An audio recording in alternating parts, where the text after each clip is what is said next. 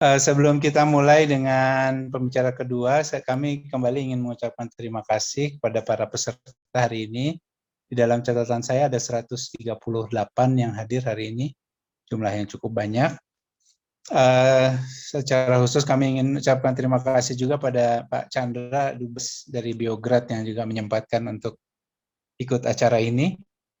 Dan juga banyak senior-senior kami dari kedokteran, teman-teman dari kedokteran, dari komunitas, dari ibu-ibu PKK saya lihat juga ada yang hadir, dan juga semua yang menyempatkan hadir hari ini. Mudah-mudahan kita sama-sama mendapatkan manfaat dari pertemuan ini.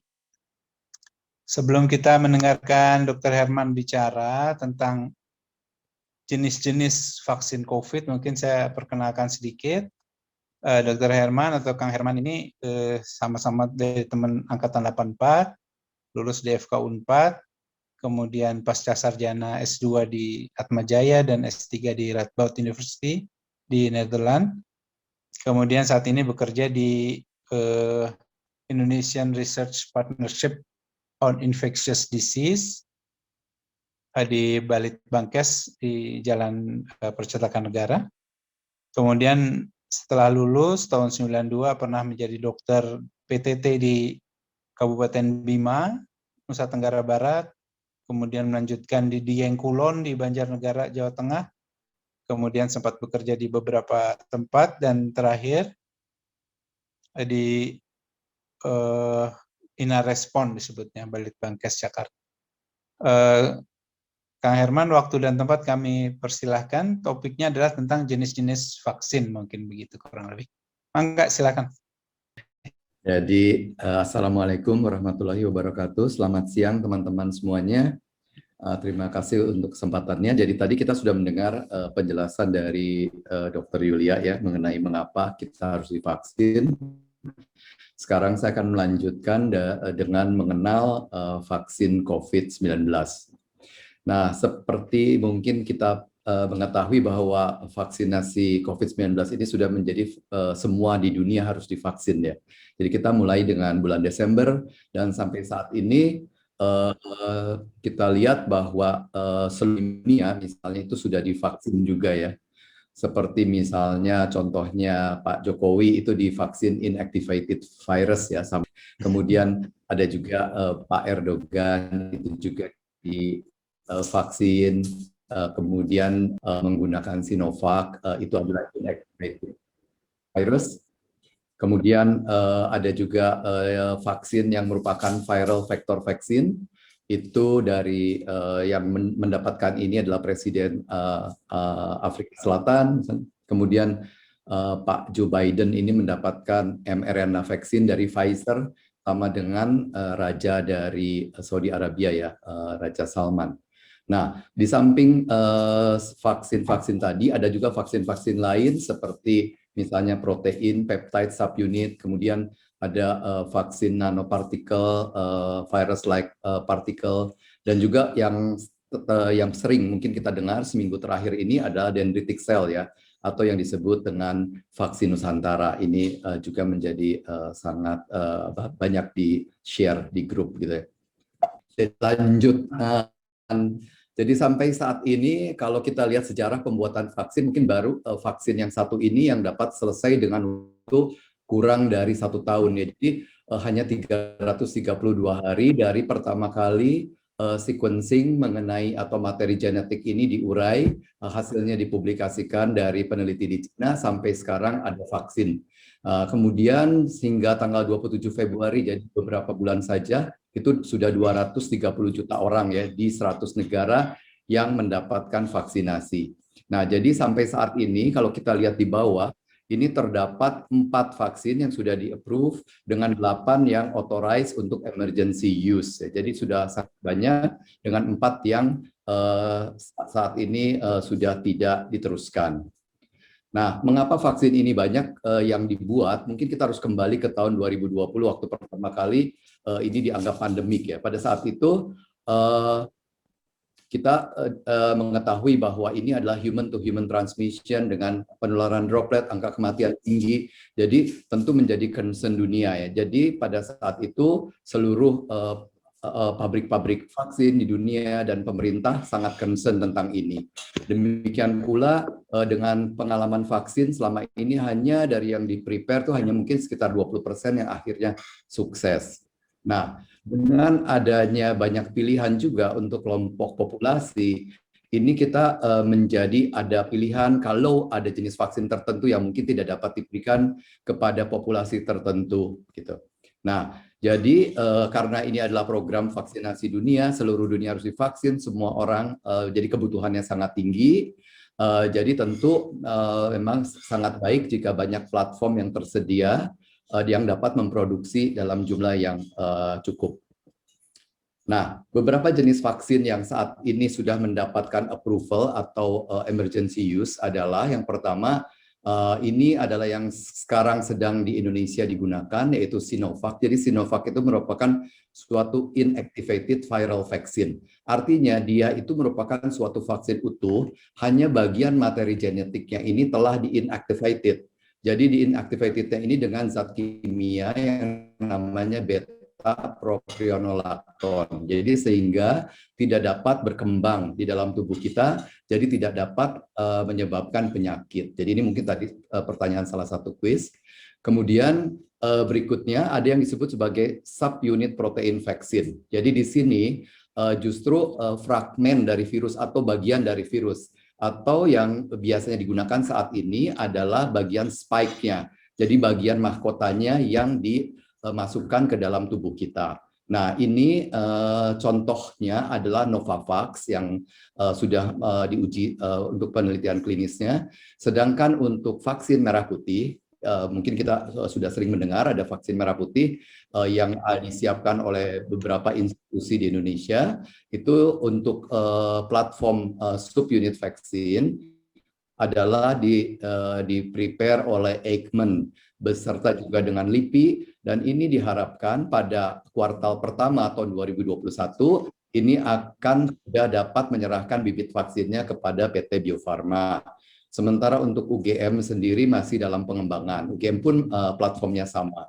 Nah, setelah itu kita ada platform lain yang disebut sebagai viral vector vaccine. Jadi di sini yang dimasukkan adalah materi genetik dari virus SARS-CoV-2, tapi hanya untuk bagian spike-nya saja. Jadi kalau materi genetiknya ini utuh keseluruhan, ini bisa untuk membuat satu virus. Tapi kalau hanya sebagian, ini memang hanya yang ditargetkan untuk vaksin, yaitu adalah untuk bagian spike, ya, materi genetik untuk bagian spike, dan kemudian dimasukkan ke dalam adenovirus yang tidak berbahaya dan tidak bereplikasi. Nah, contoh vaksinnya adalah AstraZeneca, kemudian Sputnik, CanSino, dan Johnson & Johnson. Nah, untuk vaksin merah putih yang dikembangkan, ini dikembangkan oleh Unair dan diharapkan juga pada kuartal pertama telah selesai mendapatkan bibit vaksin. Sementara untuk ITB, yang dalam pengembangan ITB itu masih dalam pengembangan ya. Selanjutnya, vaksin yang selanjutnya adalah mRNA. Kalau tadi DNA, sekarang adalah mRNA. Nah, mRNA ini merupakan suatu platform yang dikembangkan oleh Pfizer dan Moderna. Nah, jadi untuk melindungi, maka mRNA ini kemudian dilindungi oleh suatu lipid, ya. Nah, untuk vaksin merah putih, ini UI yang sedang mengembangkannya. Nah, di samping itu, UI juga mengembangkan DNA vaksin. Ini di dunia produksi oleh Sanofi, tapi belum ada clinical trial fase 3-nya.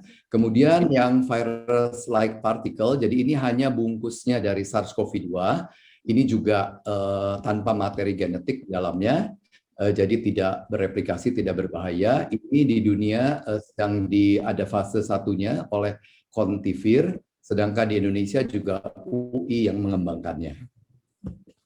Nah, karena di Indonesia saat ini yang sedang digunakan adalah vaksin Sinovac, coba kita lihat sedikit apakah hasil dari Sinovac. Nah, ada 2 publikasi yang telah bisa kita baca. Itu yang pertama itu publish di bulan November, itu pada kelompok umur 18 sampai 59 tahun. Jadi kalau kita lihat di bagian bawah di sini, itu terlihat bahwa KIPI ya, KIPI untuk vaksin Sinovac ini itu tidak tinggi, jadi di beberapa KIPI bahkan untuk placebo itu lebih tinggi.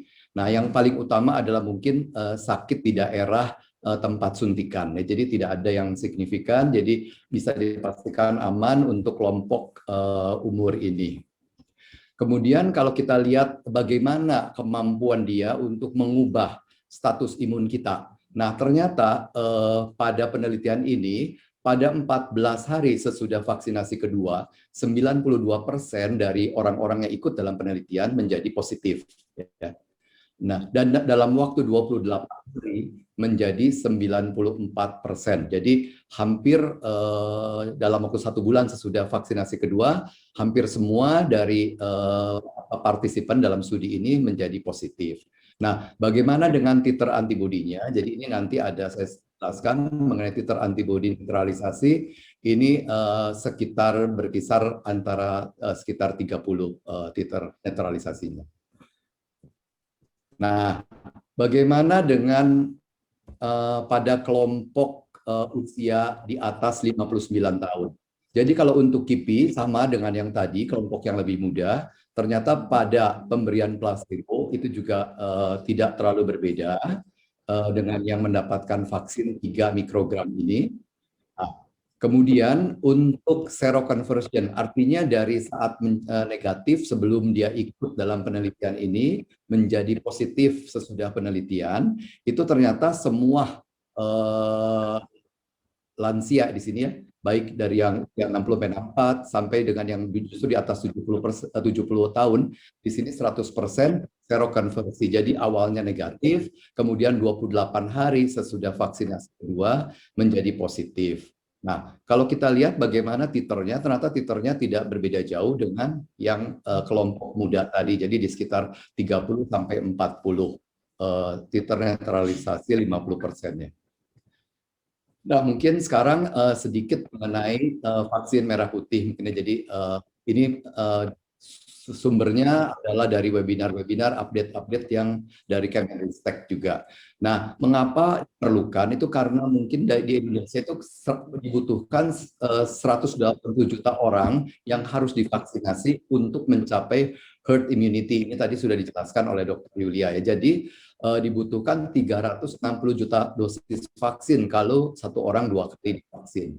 Nah, untuk itu tentu apakah suplai yang dibeli dari import ini apakah mencukupi? Nah, dengan demikian kita harus mampu dan terutama untuk ke depannya ya. Jadi kita mempunyai kapasitas, mempunyai kemampuan untuk membuat vaksin ini.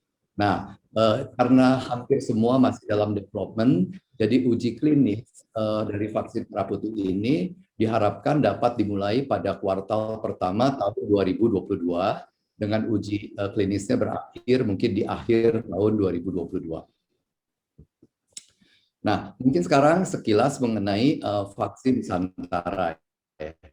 Jadi vaksin Nusantara ini kerjasama dari Kemenkes dengan Rumah Sakit Umum Dr. Karyadi, Undip, dengan Aviata dari Amerika, serta diprakarsai oleh Menteri Kesehatan yang sebelumnya, yaitu Dr. Terawan. Nah, jadi vaksin Nusantara ini sebelumnya akan dilakukan di 3 tempat ya, Semarang, Jogja, dan Solo. Jadi waktu itu namanya adalah Joglo Semar. Gitu. Nah, tapi ternyata terakhir hanya di Semarang, namanya menjadi vaksin Nusantara. Jadi prinsipnya untuk preklinisnya kelihatannya bagus untuk menginduksi T-cell respon, sedangkan untuk studi clinical trial baru selesai clinical trial 1 pada 27 subjek. Nah, ini mungkin masih dievaluasi hasilnya. Nah, jadi vaksin ini berbasis menggunakan dendritik dari diri sendiri ya. Jadi pertama-tama seseorang yang akan divaksinasi harus tentu pergi ke suatu center untuk diambil sekitar 50 ml dari darah heparin. Kemudian darah heparin ini akan diambil bagian yang namanya PBMC-nya atau monosit cell-nya. Ini akan diambil, kemudian karena isinya monosit akan kemudian dimaturasi ya, kultur dan diferensiasi menggunakan sehingga untuk sel dendritiknya selama 5 hari dengan menggunakan granulosid macrophage stimulating factor ya, dan IL-4 ya. Dan di sini selama 5 hari sesudah matang, kemudian dendritic cell ini akan diinkubasikan bersama-sama dengan beberapa protein S dari virus SARS-CoV-2. Diinkubasi bersama-sama 2 hari, kemudian sesudah 2 hari, kemudian dimasukkan kembali 1 ml secara subkutan ya, ke dalam polar dari orang yang mempunyai dendritik tadi. Jadi ini istilahnya otologus ya, menggunakan dendritik sendiri. Ya, jadi apa yang terjadi sesudah kita divaksin? Nah, mungkin tadi Dr. Yulia sudah menjelaskan ya apa yang terjadi sesudah kita mendapatkan natural infection ya. Jadi itu hampir sama, beberapa vaksin itu mirip sekali seperti misalkan vaksin live attenuated itu prinsipnya sama ya. Jadi menimbulkan sel T dan sel B misalnya. Nah, khusus untuk sel B di sini untuk antibodi, di sini kita lihat ada beberapa macam antibodi, yaitu misalkan IgG dan IgM. Nah, kalau mengikuti analogi tadi dari Dr. Yulia ya, mengatakan bahwa ini adalah prajurit, misalnya gitu kan. Nah, IgM dan IgG ini kalau saya jadikan lebih spesifik ya, mungkin ini prajurit Angkatan Laut, Angkatan Darat gitu ya. Nah, itu kita mendeteksi berapa jumlah dari prajurit Angkatan Laut dan berapa jumlah prajurit Angkatan Darat misalnya. Nah, tapi ada satu pemeriksaan yang menjadi gold standar dari jika seseorang atau dalam suatu penelitian vaksin adalah yang disebut netralisasi ya. Nah, netralisasi ini adalah bagaimana prajurit-prajurit tadi bersama-sama melawan virus ya, melawan musuhnya. Sehingga musuhnya ini tidak dapat menyerang ya negara kita misalnya. Nah itu, jadi itulah perbedaannya pemeriksaan antara IgM, IgG misalnya dan pemeriksaan netralisasi. Jadi mungkin itu sekedar informasi untuk teman-teman. Hanya memang pemeriksaan netralisasi ini membutuhkan virus hidup, susah sekali. Jadi memang ini hanya di tempat-tempat penelitian saja.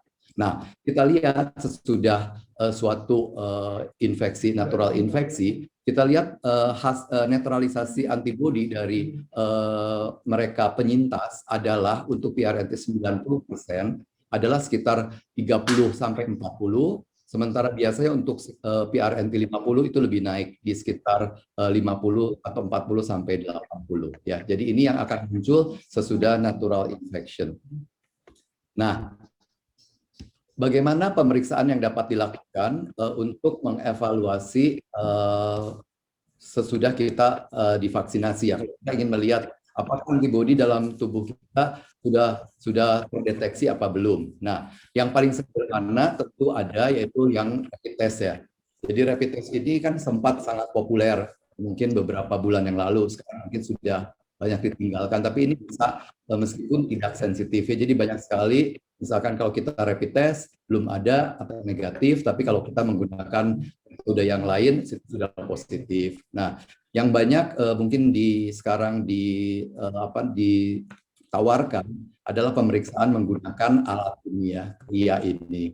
Nah, ini kita bisa melakukan tes kalau kita ingin mengetahuinya. Kemudian untuk yang ini tadi sudah dijelaskan, netralisasi ini hanya di lab tertentu saja, meskipun ada alternatifnya sekarang yang namanya SVMT, tapi ini mungkin terlalu teknikal untuk dijelaskan. Oke, nah ada suatu penelitian yang mengobservasi ya, sampai 4 bulan sesudah divaksinasi oleh Moderna vaksin. Ternyata titer antibodi netralisasinya masih cukup tinggi. Untuk 50% ini masih berada di sekitar 60. Ya.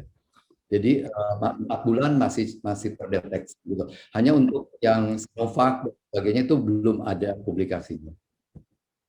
Nah, kita lihat di sini antibodi netralisasi yang muncul dari berbagai platform atau merek vaksin, ternyata dilihat bahwa pada orang tua memang netralisasi yang muncul sedikit lebih rendah untuk beberapa dan ada juga yang terlihat cukup signifikan. Namun hasil netralisasi ini seringkali tidak terlalu sesuai efikasi klinis. Jadi misalnya dengan netralisasi yang cukup rendah ini masih tetap bisa melindungi dari klinis. Nah, untuk beberapa slide yang mungkin agak kurang, ini saya ambil kebetulan dari YouTube ya. Di sini ada linknya. Saya pikir ini sangat menarik. Ini tentang vaksin development dan bagaimana implementasinya. Itu sangat menarik untuk ditonton oleh teman-teman semua jika ingin mendapatkan yang lebih lengkap. Nah, sekarang adalah jadi sesudah kita divaksin ada respon antibodi tadi dan bisa juga ada respon T-cell. Nah, untuk respon T-cell ini memang terlambat untuk ini memang cukup sulit untuk dideteksi, jadi tidak ada yang tersesial. Jadi ini hanya sebagai contoh saja bahwa misalnya interferon gamma dapat diperiksa dengan pemeriksaan ELISpot, sehingga kita bisa melihat bagaimana hasilnya. Misalnya di sini sebelum divaksin, CD4 dari pasien yang sebelum divaksin ternyata tidak dapat menghasilkan interferon gamma, dan dapat menghasilkannya. Selanjutnya sedikit mengenai efikasi dari vaksin. Mungkin seringkali kita mendengar efikasi dari vaksin. Bisa jelaskan di sini bahwa efikasi vaksin merupakan adalah suatu persentase reduksi penyakit dalam kelompok yang mendapatkan vaksinasi dalam uji klinis. Jadi dalam keadaan yang ideal, ya, di mana kita bagi dua kelompok, yaitu kelompok yang divaksin dan kelompok placebo. Dan kita lihat berapa presentasi reduksinya dalam mencegah penyakit pada kelompok yang mendapatkan vaksinasi. Nah, untuk pada suatu penelitian, misalnya di sini pada placebo group dengan 21 itu ada 162 yang sakit, sedangkan di kelompok yang vaksin hanya ada 8. Nah, dengan demikian maka infection risk dari kelompok placebo adalah 0,74, kelompok vaksin adalah 0,04, dan reduksinya adalah 0,74 dikurang 0,74. Jadi ini adalah 95% untuk reduksinya. Jadi ini mungkin masih yang terbaik sampai saat ini ya. Nah, kita lihat efikasi dari beberapa vaksin yang sudah dipublish. Yang hampir mirip dengan platform yang sama adalah Pfizer dan Moderna, itu 94-95%. Kemudian untuk Sinovac, kita mungkin masih ingat ya, terjadi perdebatan waktu itu mengapa di Turki tinggi, di Indonesia yang menengah, di Brasil sempat 78, kemudian menjadi 50%. Nah, ini sudah dijelaskan mungkin di beberapa kesempatan bahwa ini juga tergantung dari tempat site-nya, waktu penelitian, kemudian juga definisi kriteria dari sakitnya. Ada yang sakit ringan dihitung, ada yang cuma sakit sedang dan sakit berat misalnya. Itu menyebabkan perbedaan dari efikasi. Nah, kalau kita lihat juga misalnya ada vaksin-vaksin seperti Sinovac, Sinopharm itu dilakukan clinical atau fase 3 vaksinnya sebelum muncul vaksin-vaksin yang mutasi, misalnya di South Africa atau juga di Inggris ya. Nah, jadi kita lihat efikasinya juga sangat tinggi. Nah, ada beberapa vaksin yang terlambat ya untuk clinical trial-nya, jadi dilakukan justru misalnya sesudah bersirkulasinya virus yang bermutasi, seperti misalnya vaksin Johnson & Johnson ini. Jadi di Amerika Serikat dia lebih baik. Nah, di Amerika Serikat ini pada saat ini belum banyak yang bermutasi. Sedangkan di Afrika Selatan pada saat itu vaksinnya sudah bersirkulasi menjadi mayoritas. Jadi kita lihat terjadi penurunan dari efikasi. Kemudian untuk AstraZeneca ini pernah terjadi sedikit kekeliruan dalam penelitiannya, justru yang diberikan setengah dosis waktu itu justru lebih bagus hasilnya misalnya. Kemudian untuk Novavax misalnya ini juga sama, ini agak terlambat. Jadi kita lihat bahwa untuk tempat-tempat di mana belum ada vaksin-vaksin yang bermutasi, hasilnya bagus 95%, tetapi di tempat yang sudah ada mutasi seperti di Inggris turun menjadi 85%, dan di South Africa ya ini yang sangat mempengaruhi efikasi dari vaksin, yaitu turun menjadi 60% misalnya. Nah, jadi pada saat penelitian itu tergantung dari definisinya, itu kita bisa melihat apakah vaksin itu dapat melindungi severe disease dan death, kemudian apakah berapa persen kalau melindungi sampai moderate dan severe disease, atau bahkan juga dapat menilai apakah dapat melindungi asymptomatic infection. Jadi semakin penilaiannya untuk menilai asymptomatic infection, tentu kemampuan vaksin itu semakin rendah ya. Nah, ini adalah salah satu contoh pada saat studi itu dilakukan untuk melakukan melihat apakah dapat melindungi asymptomatic infection. Jadi sekitar 13.000 orang ditelusuri ya. Jadi dari hari pertama sampai hari ke-29 itu setiap hari di PCR misalnya, dan kemudian jika ternyata hasilnya positif, padahal dia sudah divaksin tapi dia tidak bergejala, berarti itu asymptomatic infection gitu. Itu caranya. Nah, mungkin ini ada 2 slide terakhir ya, mengenai bagaimana efek mutasi virus respon imun pasca vaksinasi. Jadi ini dari beberapa yang sudah beredar. Nah, ini adalah vaksin yang mungkin digunakan pada awal ya. Meskipun ini sebenarnya vaksin mutasi juga ya, tapi waktu itu sudah sangat beredar. Virus ya, bukan vaksin. Jadi ini virus yang mutasi awal ya. Tapi pada saat itu semua vaksin efektif. Nah, kemudian kalau kita lihat beberapa vaksin yang tadi saya telah sebutkan yang dilakukan justru pada saat belum terjadi mutasi di suatu daerah.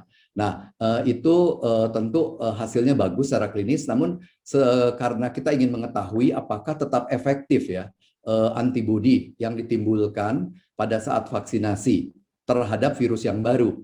Nah, kemudian kita melakukannya di laboratorium. Nah, ternyata untuk yang terhadap virus yang di Inggris itu ternyata 2 kali lebih lemah ya untuk Pfizer. Sedangkan untuk yang di Afrika itu 6,5 kali lebih lemah. Sementara Moderna itu untuk yang di South Africa 6 kali lebih lemah. Demikian juga AstraZeneca ini juga 9 kali lebih lemah. Sedangkan untuk AstraZeneca bisa kita lihat juga dari hasil clinical trial-nya karena dilakukan sesudah vaksin mutasi tersebut beredar. Demikian juga Novavax terlihat penurunan ya, bahkan di Afrika Selatan itu yang AstraZeneca itu di Afrika Selatan untuk menghadapi vaksin yang sudah bermutasi tadi ini efikasinya menjadi sangat rendah ya, hanya 22% saja gitu ya. Sedangkan untuk Novavax ini masih lebih baik, untuk virus yang bermutasi ini efikasinya adalah 60%. Nah, bagaimana dengan vaksin yang di Indonesia yang saat ini kita gunakan? Ya, nah, untuk di Indonesia, kalau dari news itu sudah dijelaskan bahwa Sinovac efektif ya untuk B117 maupun B1351 yang di UK maupun yang di South Africa, virus-virus ini Sinopharm 1,6 kali lebih lemah, namun memang belum ada hasil publikasinya atau belum bisa kita lihat datanya ya, jadi masih berupa news saja. Nah, ini jadi dengan demikian kita lihat bahwa meskipun sudah divaksin, ini belum berarti bahwa kita tidak vaksin itu dapat melindungi ya, karena dapat bermutasi. Jadi untuk agar tidak semua ini tidak terjadi, kita harus mencegah agar mutasi itu tidak terjadi. Nah, dengan cara bagaimana? Dengan cara mencegah penularannya. Jadi seperti tadi yang teman saya Dr. Yulia katakan bahwa tetap ya 5M dan 3T-nya harus dilaksanakan. Karena ini akan menutup celah-celah bolong-bolong ini. Nah, terima kasih. Sekian, Dr. Rizal. Ya, baik. Terima kasih, Dr. Herman. Saya kira penjelasannya sudah cukup lengkap. Satu hal yang ingin saya konfirmasi, mungkin juga menjadi pertanyaan dari orang. Dr. Herman tadi menjelaskan tentang trial vaksin ya, setelah sekian hari menjadi positif itu mungkin bukan positif dari tidak menderita COVID menjadi menderita COVID mungkin ya, Dr. Herman? Yang positif tadi Yang penjelasan itu adalah trial positif tadi tentang dari status serokonversi. imun ya. Iya.